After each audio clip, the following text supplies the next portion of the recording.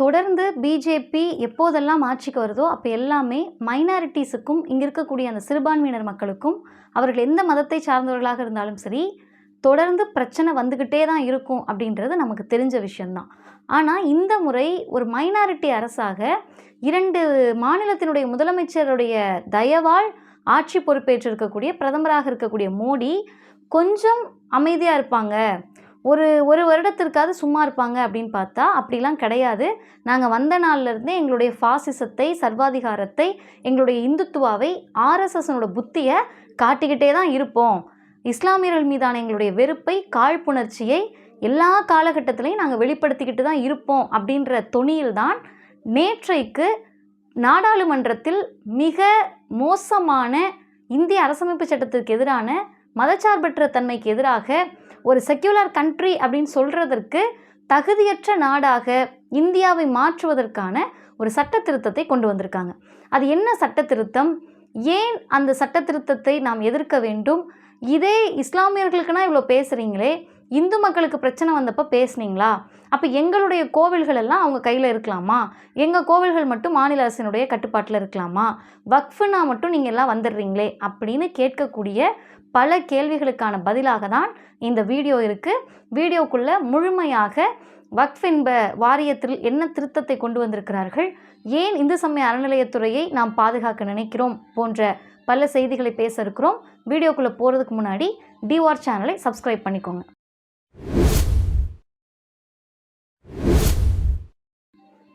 அனைவருக்கும் வணக்கம். முதல்ல நம்ம புரிஞ்சுக்க வேண்டிய அடிப்படை விஷயம் என்ன அப்படின்னா, இந்து சமய அறநிலையத்துறையை பொறுத்த வரைக்கும் மீண்டும் மீண்டும் பிஜேபி, ஆர்எஸ்எஸ், சங்கப்பரிவார் கூட்டங்கள் சொல்லக்கூடிய ஒரே வார்த்தை, இந்து கோவில்களை இந்து கையில் கொடுங்க, இந்து சமய அறநிலையத்துறையை கலைச்சிடணும் அப்படின்னு சொல்கிறாங்க. நமக்கு தெரிய வேண்டிய மிக அடிப்படையான விஷயம் என்ன அப்படின்னா, முதலில் யார் கைகளில் இருந்து அதை இந்துக்கள் கிட்ட கொடுக்கணும். அப்போ இந்து சமய அறநிலையத்துறை முதல்ல யார் கையில் இருக்குது? கிறிஸ்தவர்கள் கையில் இருக்கா, இஸ்லாமியர்கள் கையில் இருக்கா, அல்ல வேற்று மதத்தினருடைய கையில் இருக்கா, இல்லை நாத்திகர்கள் கூட கையில் இருக்கா? எதை வாங்கி இந்துக்கள்கிட்ட கொடுக்க சொல்கிறாங்க?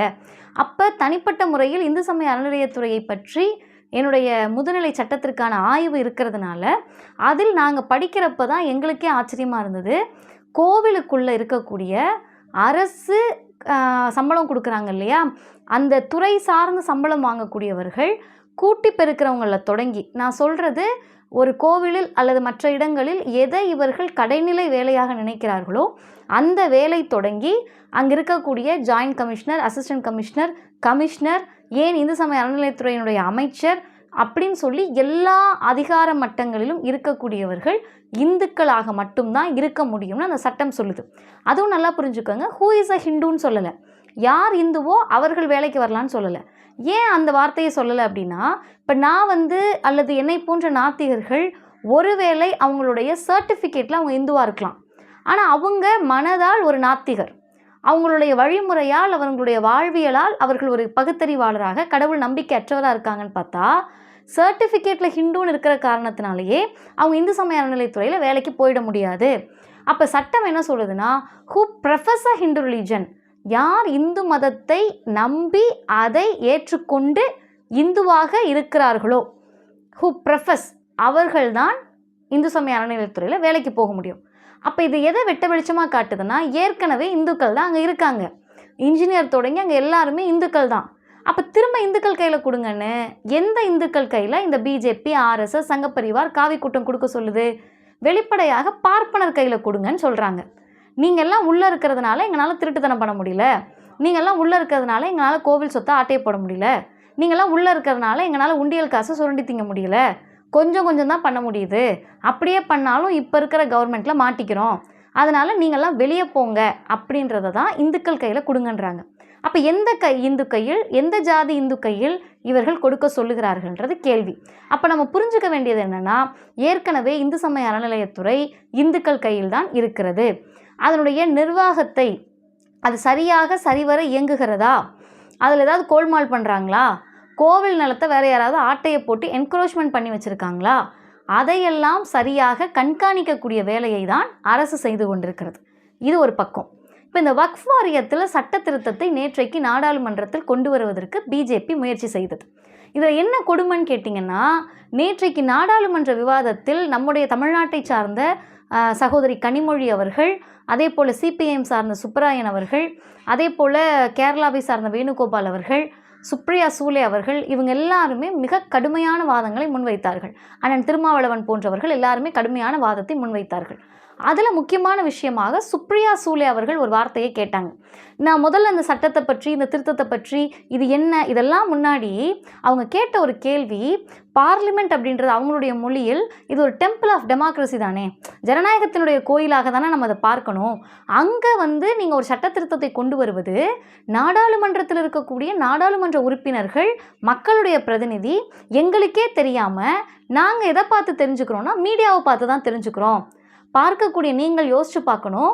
ஒரு சட்ட திருத்தத்தை, அதுவும் இந்தியாவில் இருக்கக்கூடிய சிறுபான்மையினர்களை பாதிக்கக்கூடிய, இங்கே இருக்கக்கூடிய மக்களுடைய உணர்வை இந்திய அரசமைப்பு சட்டத்திற்கு எதிராக, ஜனநாயகத்திற்கு எதிராக அவ்வளோ பெரிய ஒரு சட்ட திருத்தத்தை கொண்டு வர பிஜேபி நாடாளுமன்றத்தில் நாடாளுமன்ற உறுப்பினர்களுக்கே ஒரு சர்க்குலர் அனுப்பலை, ஒரு நோட்டீஸ் கொடுக்கல, இதை பற்றி விவாதம் நடத்தலை, நேரடியாக நாங்கள் சட்ட திருத்தத்தை கொண்டு வர போகிறோன்னு சொல்லி மீடியாவில் சொல்கிறாங்கன்னா, அப்போ எங்களை என்னவா நினைக்கிறீங்கன்னு அவங்க கேட்ட குரல் என்பது மக்கள் பிரதிநிதியாக அவர் எதிரொலித்த குரல். அப்போ இன்னொரு பக்கம் பார்த்திங்கன்னா, எப்போவுமே ஒரு விஷயம், அதாவது ஒரு அமெண்ட்மெண்ட்டோ அல்லது ஒரு சட்ட திருத்தமோ பார்லிமெண்ட்டில் வர்றப்ப அது ஸ்டாண்டிங் கமிட்டின்னு சொல்லக்கூடிய நிலைக்குழுவினுடைய அறிக்கையை பெறும். இந்த பில் எப்படி இருக்குது, இதை ஸ்க்ரூட்டனைஸ் பண்ணி அதை அவங்க ஆய்வுக்கு உட்படுத்தி இருக்கக்கூடிய நாடாளுமன்ற உறுப்பினர்கள் அந்த ஸ்டாண்டிங் கமிட்டியில் இருக்கவங்க கிட்ட விசாரித்து எல்லாருடைய மனநிலை எப்படி இருக்குது, இது சரியாக வருமா தப்பாக வருமானு சொல்லி ஆலோசித்த பிறகு அந்த நிலைக்குழுவினுடைய அறிக்கையை வாங்கிட்டு இவர்கள் ஒரு சட்ட திருத்தத்தை கொண்டு வரலாம். ஆனால் நாடாளுமன்றவுடைய நிலைக்குழு அறிக்கைக்கு போனால் இது ஆய்வுக்கு உட்படுத்தப்படும், இது விவாதத்துக்கு உட்படுத்தப்படும் சொல்லி இதற்கு முன்னாடியுமே போன வருஷம் அவசர கதியில் இந்த பிஜேபி கொண்டு வந்த எதையுமே ஆய்வுக்கு உட்படுத்தாமல் விவாதத்துக்கே கொண்டு வராமல் அவசர கதியில் கொண்டு வந்தாங்க. ஏன்னா அப்போ அவங்க மெஜாரிட்டி. ஆனால் இப்போ ஒரு சட்ட திருத்தத்தை கொண்டு வருகிற போதே இந்தியா கூட்டணி என்ன பண்ணும், உங்ககிட்ட என்ன சீட் இருக்குது, நீங்கள் அங்கே போய் என்ன பண்ணுவீங்கன்னு கேட்டாங்கல்ல. இன்றைக்கு நம்முடைய இந்தியா கூட்டணி நாடாளுமன்ற உறுப்பினர்கள் இதை எதிர்த்து நிற்கிறார்கள். நீ நிலைக்குழுவுக்கு அனுப்பியே ஆகணும், குறைந்தபட்சம் அதையாவது செய்யின்னு சொல்லி ஒரு மிகப்பெரிய விவாதத்தை உண்டு செய்து இன்றைக்கு அது நிலைக்குழுவினுடைய அறிக்கைக்காக பரிந்துரைக்கப்பட்டிருக்கிறது, அங்கே சென்றிருக்கிறது. இப்போ இந்த வக்ஃப் சட்ட திருத்தம் என்னெல்லாம் கொண்டு வந்திருக்காங்க, ஒரு வக்ஃபில் என்னெல்லாம் இருக்கலாம் ஒரு வக்ஃப் வாரியத்தில் அப்படின்னா, இஸ்லாமியர்கள் தான் அதில் உறுப்பினர்களாக இருக்க முடியும். இப்போ என்ன சொல்கிறாங்கன்னா, a non-Muslim also can be a member. இஸ்லாமியர் அல்லாதவரும் அதில் 2 பேர் உறுப்பினராக சேரலாம். இது வெளிப்படையான ஒரு சர்வாதிகார போக்கு, வெளிப்படையான இந்துத்துவா, சாஃப்ட் ஹிந்துத்துவாலாம் இல்லை, ஹார்டு கோர் ஹிந்துத்துவா இல்லையா. அப்பட்டமாக இவர்கள் பண்ணக்கூடிய சிறுபான்மையினர்களுக்கு எதிரான தாக்குதல் கிடையாதா இது? இப்போ நம்ம சொல்ல முடியுமா இந்து சமய அறநிலையத்துறையில் இந்துக்கள் அல்லாத 2 பேர் உறுப்பினராக இருக்கலாம் நம்ம சொல்ல முடியுமா? இந்துக்களாக இருக்கிற போதே இவ்வளோ பிரச்சனையை கிளப்பக்கூடியவர்கள், இந்துக்கள் அல்லாத ஒரே ஒரு கிறிஸ்தவரையோ ஒரே ஒரு இஸ்லாமியரையோ அவங்க படிப்பின் பெயரால் அவங்க பரீட்சை எழுதி தேர்வாகி அவங்கள ஒரு போஸ்டிங்கில் உட்கார வச்சு அவங்க ஒத்துக்குவாங்களா? அப்போ இஸ்லாமியர்கள் அப்படின்னா அவங்கள கேட்க யார் இருக்கா? நம்ம கையில் பவர் இருக்குன்றதுக்காக ஒரு மதச்சிறுபான்மையினரை இவ்வளவு நசுக்குவதற்காக பிஜேபி துடிக்கலாமான்றது முதல் கேள்வி. 2வது முக்கியமானது, வக்ஃபுக்கு சொந்தமான நிலங்கள். அந்த நிலங்களை பொறுத்த வரைக்கும் இப்போ எப்படி இந்து கோவில்களுடைய நிலம் எதுவுமே பார்ப்பனர்களுடைய நிலம் கிடையாது. இப்போ தனிப்பட்ட எனக்கு கோவில் கட்டணும், எனக்கு விருப்பம் இருக்குது, நான் எங்கள் சொந்த ஊரில் போயிட்டு ஒரு குலதெய்வ கோவில் கட்டுறேன்னா அது ப்ரைவேட் டெம்பிள், தனியார் கோவில். அந்த தனியார் கோவிலையோ தனியார் நிலத்தையோ அரசு ஆக்கிரமிக்கவோ அல்லது அரசு நிர்வகிக்கவோ முடியாது. அதே நேரத்தில் கபாலீஸ்வரர் கோவிலோ பழனி கோவிலோ சிதம்பரம் கோவில்லாம் இருக்குன்னா அது இங்கிருந்த மன்னர்களால் கொடுக்கப்பட்டது. அந்த சொத்தை தனிப்பட்ட ஒரு நபர் சொந்தம் கொண்டாட முடியாது. அவ்வளவு பெரிய நிலத்தை, சொத்தை அரசு நிர்வகிக்கிறது. அதுக்காக தான் இந்து சமய அறநிலையத்துறை. இந்து சமய அறநிலையத்துறையை மீறி அரசு நிர்வகிக்காது. அப்போ இந்துக்களுடைய சொல்லை கேட்டு தான் அரசு நிர்வகிக்கும்ன்றது தான் அதோடைய அர்த்தம். அதே மாதிரி தான் வக்ஃப் போர்டை பொறுத்த வரைக்கும் ஒரு நிலம் இருக்குன்னு சொன்னால் அந்த நிலத்தை தானமாக கொடுத்துருப்பாங்க. தானமாக கொடுக்கக்கூடியவங்க இஸ்லாமியராக மட்டும் இருக்கணுன்ற அவசியம் இல்லை. இப்போ நீங்கள் யாராவது இருப்பீங்க, திடீர்னு பார்த்தா உங்களுடைய உடல் நலம் சரியில்லாமல் இருக்கும், ரோட்டில் விழுந்து கிடப்போம், விபத்தாக இருக்கும். அப்போ ஒரு இஸ்லாமியர் கொண்டு போய் ஒரு இடத்துல வச்சு நமக்கு மருத்துவம் பார்த்து நம்ம உயிரை காப்பாற்றுறாரு. அவங்களுக்கு திரும்ப என்ன பண்ணுறதுன்னு தெரியல, ஒரு சின்ன நிலத்தை கொடுத்து நீங்கள் இதை வச்சுக்கோங்கன்னு சொல்கிறோம். அப்படியாக மாற்று மதத்தினராலும் நிறைய வக்ஃப் நிலங்கள் கொடுக்கப்பட்டிருக்கிறது. இஸ்லாமியருடைய மனிதநேயத்தை பார்த்து, சுதந்திர போராட்டத்தப்ப இப்படி கொடுக்கப்பட்ட நிலங்கள் இருக்குது. இப்போ என்ன பண்ணுறாங்கன்னா, இந்த சட்ட திருத்தத்தின் மூலமாக இஸ்லாமியர்கள் அல்லாதவர்கள் கொடுத்த, தானமாக கொடுத்தவோ அல்லது அவர்களுக்கு வழங்கிய நிலம் வக்ஃப் போர்டுக்கு சொந்தம் இல்லை. இது எவ்வளோ பெரிய அச்சுறுத்தல், யோசிச்சு பாருங்க. இப்போ நாளைக்கே வந்து என்ன சொல்லுவாங்க, இது வந்து ஓ நிலம் இல்லை குடு, அதுக்கான முகாந்திரமே இருக்காது. இது ஓ நிலம் இல்லை குடுன்னு சொல்லி வக்ஃப் போர்டினுடைய நிலங்களை ஆக்கிரமிக்க, அதை கார்ப்பரேட்டுகளுக்கு தாரைவாக்க இந்த பிஜேபி ஆர்எஸ்எஸ் மாஃபியா கும்பல் துடித்து கொண்டிருக்கிறதுன்றதை நேற்றைக்கு பதிவு செய்கிறாங்க.